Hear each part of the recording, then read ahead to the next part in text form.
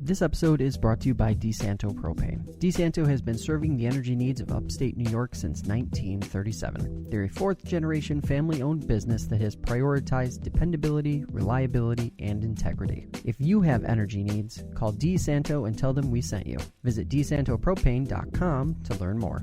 And by the Fox family of dealerships on Route 5 in Auburn. Check out their vast inventory of new and used cars by visiting foxdealerships.com.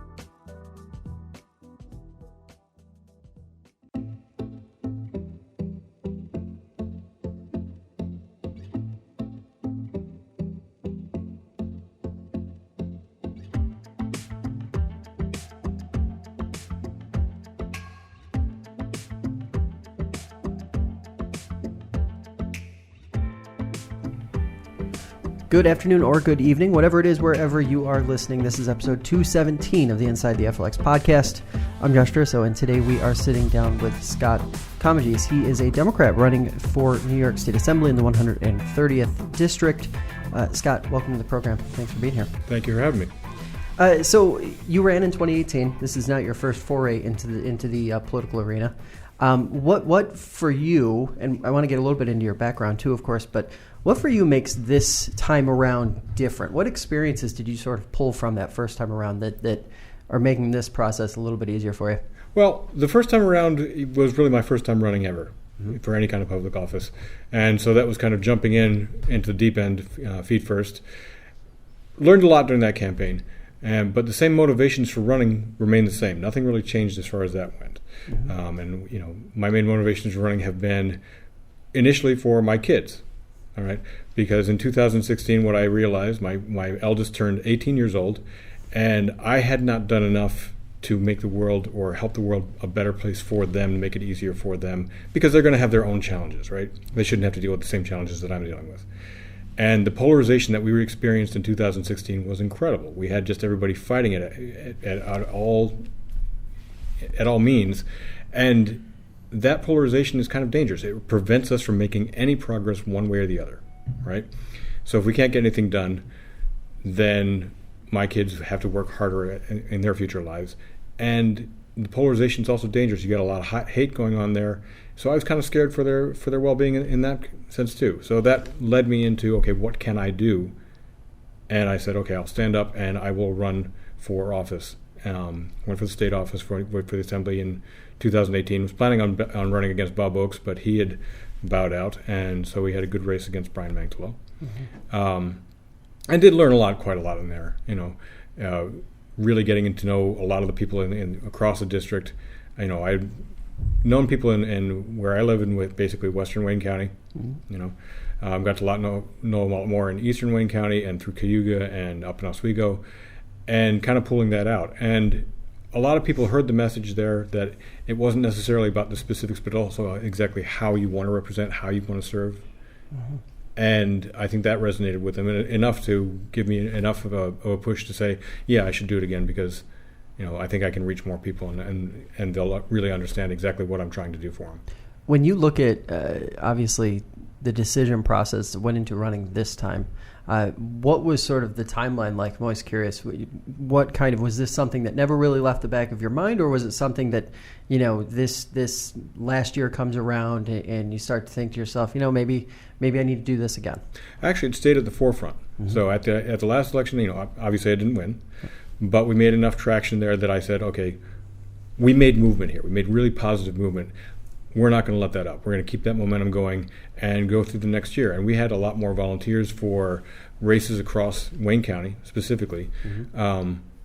Just a lot more engagement publicly. More people joining the discourse, and using that energy and kind of fueling that energy. Said, okay, this is what we're going to bring into 2020, because I knew I was going to run again. At the end of the 2018 run, yeah, I didn't win, but there was enough there to propel me forward, saying, we're going to do this. We're going to do it again, and we're going to do it until we win.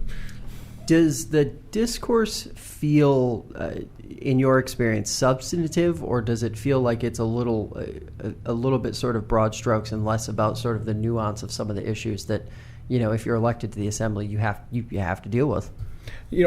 When I'm talking with a lot of people, we really try to get into the substance of it, all right? Because there's a lot of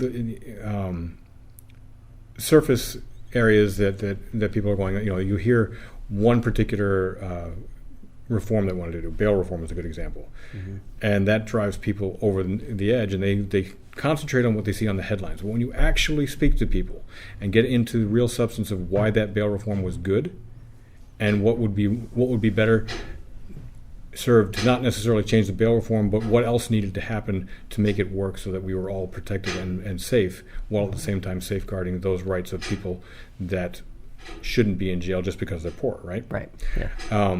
And people do want to get into that substance. Not in large crowds. Large crowds always like the headline and they always like the slogans. But what we're doing with this campaign is trying to have more one-on-one conversations or smaller conversations, really get people to know and engage with what all of these issues are going to be. So whether we're talking about healthcare or education, whether we're talking about the Green New Deal aspect and how that could build our economy. Mm-hmm. Really getting into the details and substance of that. You can do that in small groups, but nobody wants to do that in large crowds. Yeah. Right. But I also have a lot more smaller groups wanting to engage. Mm-hmm. And I think that's a better way of going about it. Interesting. It's not an approach that we hear about very often, especially in the news business. What have been some of the challenges there, I guess, would be my logical question. I would imagine that that's a lot more time consuming, and that means a lot more separate events that you're going to and things like that. Or if you guys sort of found a way to manage it in such a way that it's not totally overwhelming. It's not totally overwhelming, but you do have to sacrifice some things. So what I sacrifice on this is, that mysterious call time that every candidate is supposed to be making for fundraising and things like that. I would rather speak with voters. Yeah. And I'll make those events, and I'll make the time and go to houses and go to small businesses or go to small venues in order to have that kind of discourse with people. And I think that's probably more valuable. And, as your assemblyman, that's really what my job is to do, right? Yep. I have to serve everybody. I can't serve just big donors, and I can't just look for big donors. I need to actually talk with voters and see how what we do in Albany would affect their lives directly. Mm-hmm. Your campaign, for those who might not be plugged in yet, it's still early. What are some of the sort of pillars, and as far as the issues go, what are some of the big issues or core issues that you're really interested in tackling? Well, the main issue that I'm tackling, right at the start is we're not really represented in Albany right now.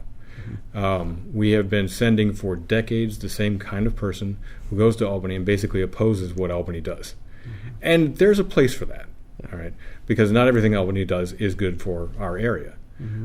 But really what we want is somebody who can work with the majority there, who can come up with ways, a rural perspective on ways that we can get these measures passed. And as far as main issues to tackle that way, healthcare remains the top issue for this entire district. And that's both in covering how we're paying for it, but also access, because we have a lot of people who are an hour away, at least, and sometimes more, from health services. So you bring in transportation on that. You bring in a lot of different other issues that are all relevant to healthcare, and we need to address that. Education is another one. Fully funding our education system. We have a foundation aid formula that has never actually been fully funded. Mm-hmm. It needs to be updated now because we've increased the requirements that we have for our education services. So we need to update that. We need to use accurate census data to reflect the actual communities that we're serving, because I think if we use the data that they were using, I know specifically in Wayne County and probably Cayuga County too, that there are communities that might seem more affluent back in 2000 than they do today. Right. So we need information that will reflect their needs as well. But I would really like to see that formula fully funded and see if it really does achieve what it was meant to do. We've never seen that. I have a little bit of skepticism about that, because I think that we need to revisit how we fund education completely. I would like to go away from property taxes on that if we can, and it's something that I haven't completely delved into, but I want to do some research on this, because if we can go away from property taxes and fund it through a different stream, and yet retain local control of how the money is spent for each district, then I think we'll have a better way of addressing our education needs. And the last thing that we really want to talk about is it gets put down into infrastructure, but it really is economic development around renewable energies and sustainable efforts. But it really boils down to how are we improving our infrastructure. And to that end, you mentioned infrastructure and you mentioned transportation, sort of connected to the healthcare issue, but transportation, generally speaking, in a lot of the rural counties in the Finger Lakes is an issue. It's a challenge. It is. How do you, since solving any of those issues sort of independently is going to be very expensive and very complex, how do you sort of approach that, or how would you approach that conversation in Albany in terms of getting some equity in terms of what, rural upstate is getting versus what is being spent in other communities with higher population figures? Well, there's two things on that. So, I mean, you mentioned tackling each of those individually is going to cost a lot. We can't tackle them individually. We have to see them as the full picture. Mm-hmm. They all have, the intersectionality behind all that is incredibly complex. So you're not going to touch one without touching another.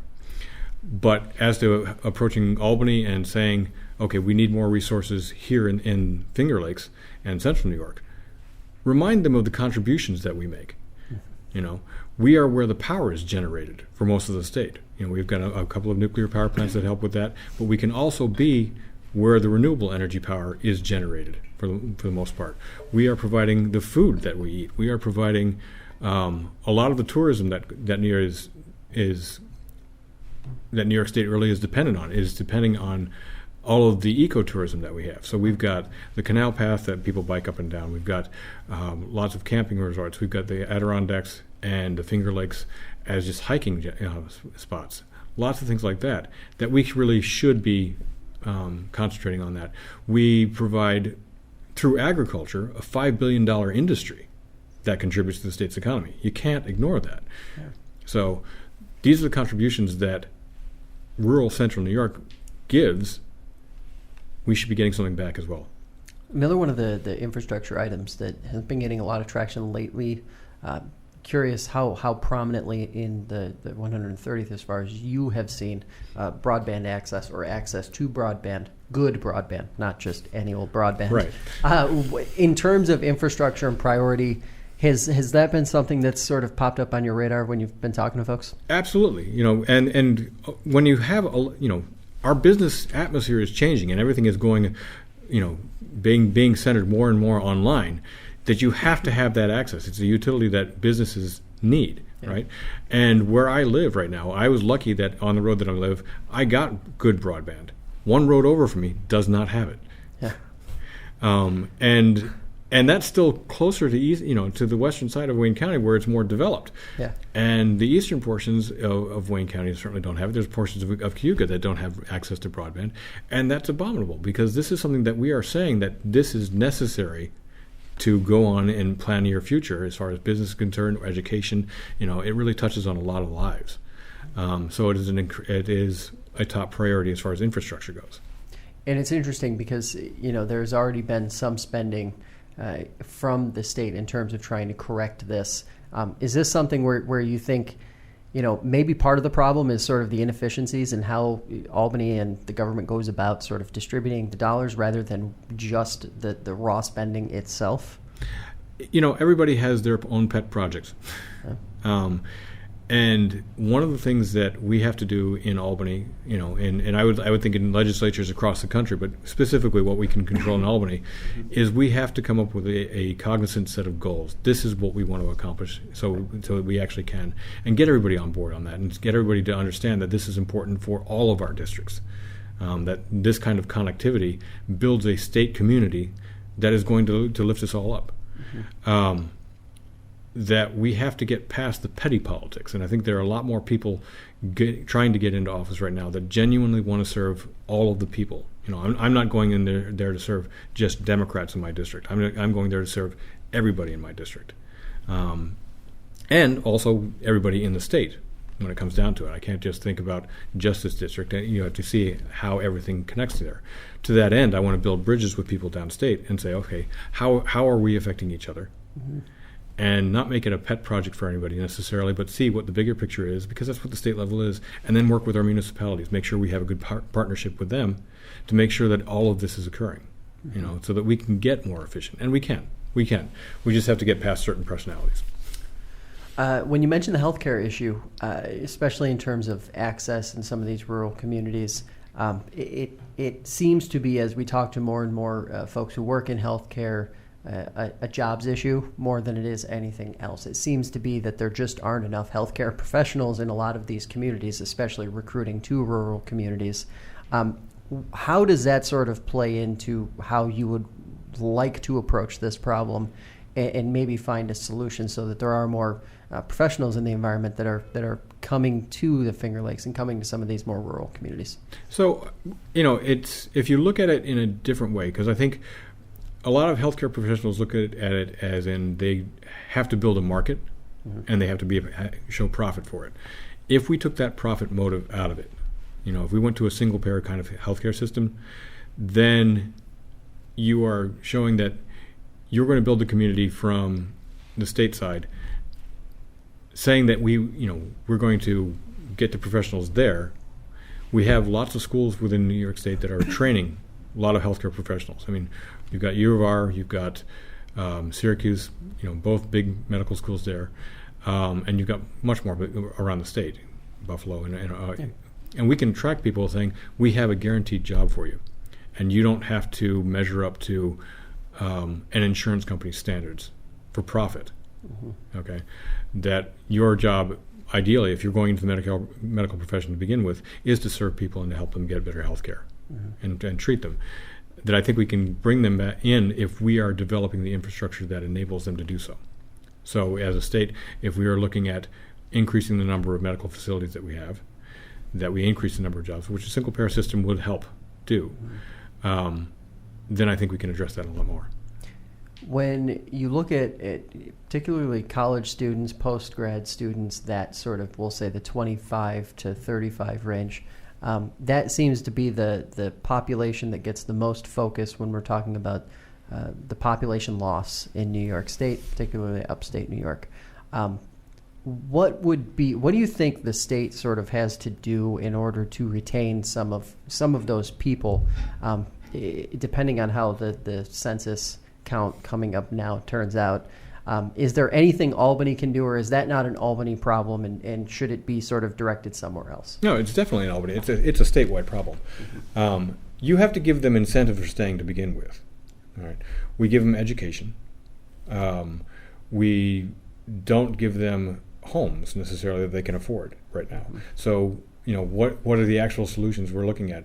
You spend some money in actual economic development. Making sure that you are actually getting job creators versus people who will give you some far-fetched plan that says, okay, we're going to get lots of money because we're bringing sewage in from New York City into Wayne County. Okay. We're almost there. Don't worry. We're going to get to that. I know. But, you come up with a plan that says, okay, we're definitely going to get a lot of money this way, but you haven't demonstrated what the jobs are going to be that are attached to that. Yeah. And would anybody want those jobs? Right. As opposed to, we have encouraged a lot of people to go for tech. All right, tech jobs are huge in the United States. That's the big moneymaker, and everybody goes for that. You have engineers going for that. You have all kinds of stuff like that. You have tech schools in New York State, but we never really supported the tech industry in New York State. Okay, so if we were willing to help develop some of these companies around, like Syracuse is a good hub for tech, Rochester is a good hub for tech, that would also retain people in that age group, a younger crowd. And in the rural communities, looking at agritech, biotech, and encouraging that as well. There's other kinds of agricultural products that we can look at aside from corn and soy that don't take enormous acres of land, but that can enable a small farmer to actually develop and thrive that way.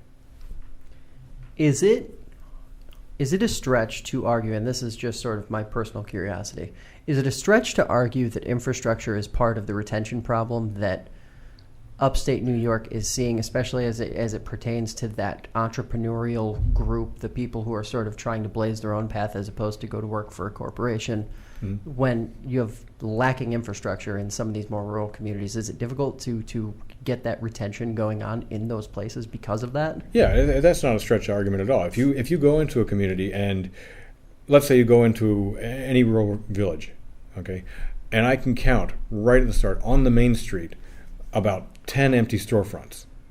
Nobody wants to go there and start a business because they can see businesses don't thrive there. Yeah. And they look around and they're like, okay, the roads are in terrible shape. They don't have broadband. They don't know what the storm sewers are like. Yeah. Well, all you're seeing is basically a ghost town. Mm-hmm. Nobody wants to stay there. Nobody wants to live in a ghost town. But if you did spend some money on the infrastructure, if you did get the roads there, if you got a actual good public transportation, a statewide public transportation, if you had rail again that was actually connecting our communities, that might help some of these rural communities, because the rural communities provide some of the best living space and some of the best education space in the state.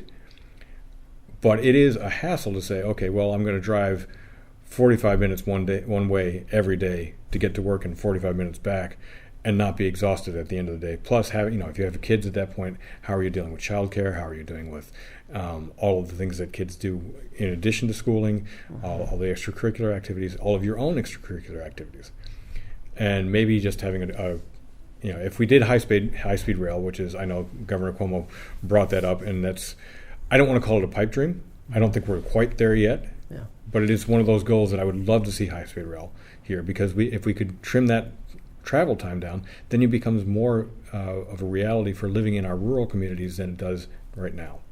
Okay, so there's a lot of infrastructure projects that we really should be looking at, and everybody's going to look at, well, okay, the cost of infrastructure projects, that's an enormous amount of money, and it is. Yeah. My argument is it's worth spending it. If we have to get loans for it or however we're going to finance it, it's probably going to be worth it in the long run, because we're going to build these communities back up again. Do you see it as being short-sighted to sort of tamp down or push back against some of these bigger price project or higher price projects, especially in the infrastructure space, given that they seem like they're pretty crucial in terms of just allowing some of these more rural communities to continue existing? You look at some of these communities, and I don't want to pick on a Clyde or something like that, but you go through a community like that and you wonder, what is this place going to be like in 15 or 20 years if something doesn't change, if there isn't some sort of spending from Albany to help and sort of ensure that these communities can continue thriving or continue existing even? Mm-hmm. Yeah. Well, that really is it. I mean, you go through a place like Clyde, and Clyde, you can see the potential there. You can see what it was. Right. And it doesn't seem, you come up with it's kind of simplistic, if they would just fix their roads, or if they would just do X project. But then you actually look at the cost of what those projects are in today's dollars. What kind of support are they really getting? And when we go to Albany and say, look, we have communities that need our help, communities that could thrive, communities that could grow again if you would just help us a little bit. Mm-hmm. I think that is very reasonable. I think that that's one of the key things that we have to do in the Assembly and the state legislature, the state Senate, is to constantly reinforce the communities that we have out here that can thrive, that do actually contribute a lot to the state, if they're given the chance. How often does housing come up as an issue in that district as you're sort of talking to different folks?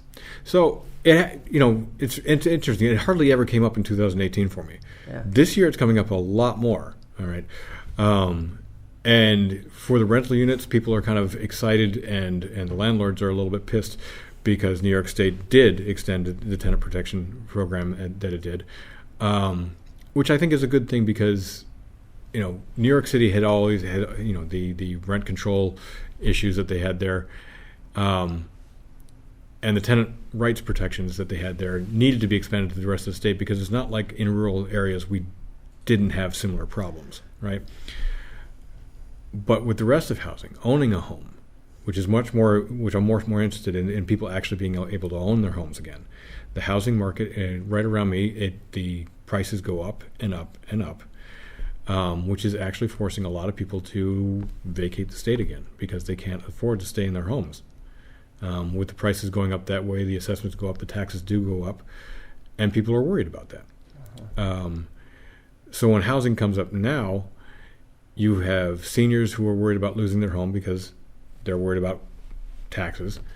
You have younger people who say, I can't afford a home because the job that I've got doesn't pay enough to warrant the mortgage on it. And what can we do about that? Mm-hmm. And this is one of those cases where I actually look at them and say, I haven't done enough research to be totally honest with you. It's a problem, and I want to do something more, but I don't want to give you just a quick answer. Oh yeah, we've got to fix this. We've got to make programs that are available for first-time buyers that will pay for most of the housing, right? Because you can't necessarily do that. But you want a real solution. Real solutions take time and effort to really go through. And I hate to say it to people, but okay, work with me on it, and let's come up with a real solution. And in rural communities, again, you might come up with what are, people have described as dilapidated housing. All right. And there was one house in my hometown in Palmyra.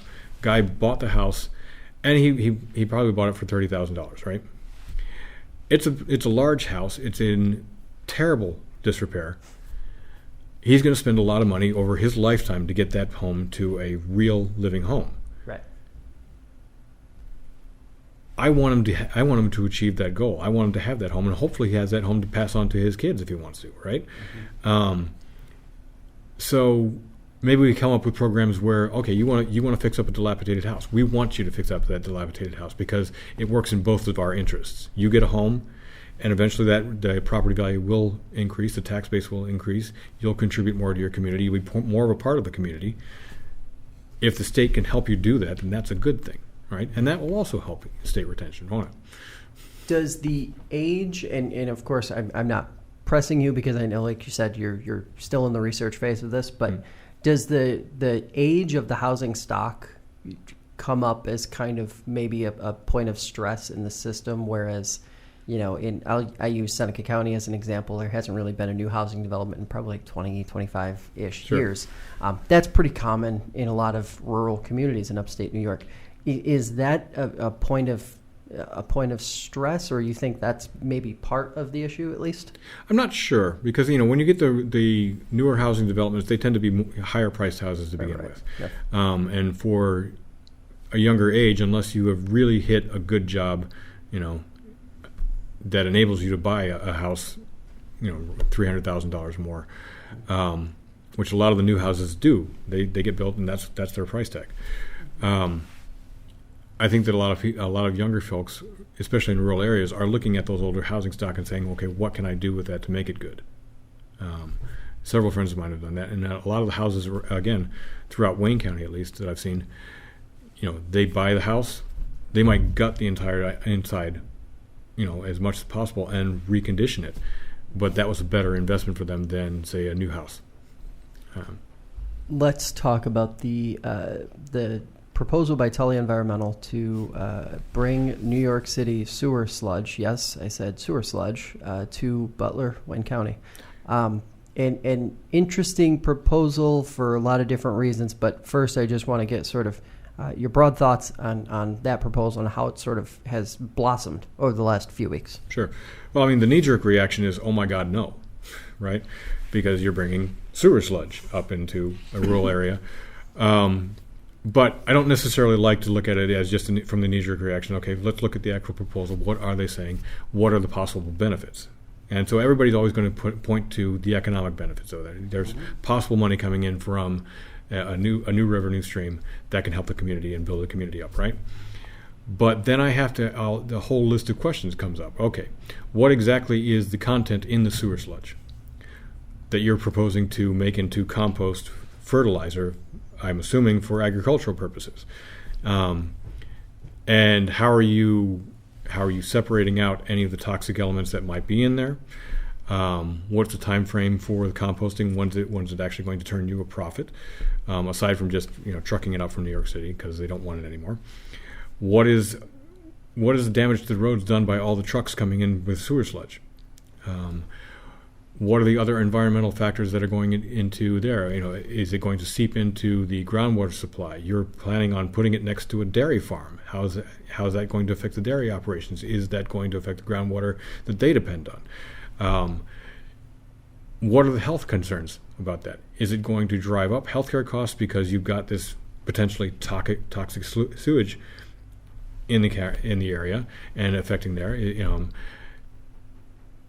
Is it going to drive property values down? And I can guarantee you it probably will. As you look into research on this, smells like this do drive property values down. I think there are probably too many negatives that outweigh any potential economic benefit, unless that economic benefit is you're talking billions of dollars, and I can hardly think that it's going to be billions of dollars of sewer sludge that you're going to make into fertilizer. And also, why does our economic development plan have to be centered around making us the trash bin of New York State? All of the Finger Lakes, we've got, off the top of my head, 2 extraordinarily large dumps right now. The landfills in Seneca Falls and in Macedon and Fairport, and those are just building up bigger and bigger, and they are already driving people away. Do we need to make another area and say, okay, never mind just the trash and garbage, we're going to take raw sewage and put it there? I think we can have more productive means of making an economic development plan that doesn't involve us being the trash bin of New York State. And as we sort of wrap up here, obviously I'm sure you're busy going through petitioning and all that kind of stuff right now. Where can folks learn more about your campaign? Where can they touch base with you or even reach out if they have a question? Oh, there's a couple of different ways. Obviously, you can go to the website, which is electscottcomegys.com. You can interact with us on Facebook at Scott Comegys for New York, if you search that in Facebook. On Twitter, it's at Scott Comegys. And I try to be very responsive to all those. So if people want to start a conversation, I'm looking for that conversation. All right, Scott, appreciate the time. Thanks for coming up. Thanks, Josh. Thanks for joining us this hour on Inside the FLX. I'm Josh Durso, and we'll be back next week with another episode. In the meantime, download the FingerLakes1.com app to have the latest local breaking news, alerts, and podcasts delivered right to your hand each and every day. Follow and subscribe to the show on YouTube, Spotify, and Apple Podcasts. If you enjoy the program and can support us, head over to patreon.com/FL1 to pledge monthly support. If you have an idea for a show or simply want to let your voice be heard, drop us an email or leave us a voice message by visiting InsideTheFLX.com. Thanks again for listening. I'll see you back here next week.